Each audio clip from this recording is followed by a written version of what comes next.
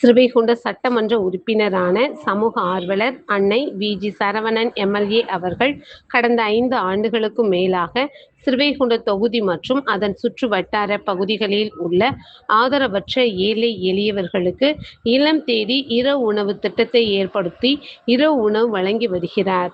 இந்நிலையில் தமிழக வெற்றிக் கழகத்தின் ஐம்பெரும் கொள்கை தலைவர்களுள் ஒருவரான சமூக ஆர்வலர் அஞ்சலையம்மாளை கொள்கை தலைவராக அறிவித்ததன் ஈர்ப்பால் தமிழக வெற்றிக் கழகத்துடன் இணைந்து தமிழக வெற்றிக் கழக தலைவர், தமிழகத்தின் நிரந்தர முதல்வர் திரு சி. ஜோசப் விஜய் அவர்களின் ஆசியுடன் கழக பொதுச் செயலாளர் அண்ணன் புசியன் ஆனந்த் அவர்களின் வழிகாட்டுதலின்படியும் மதிய உணவு மற்றும் இரவு உணவு திட்டத்தை ஏற்படுத்தி உணவு வழங்கி வருகிறார்.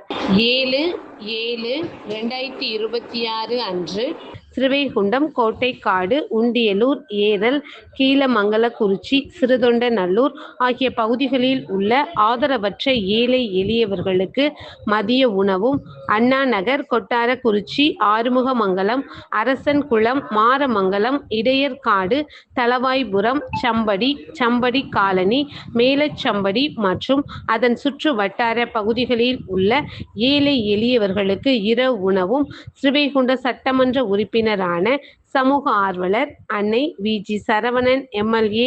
அவர்களின் சார்பில் அன்று 218 நபர்களுக்கு உணவு வழங்கப்பட்டது.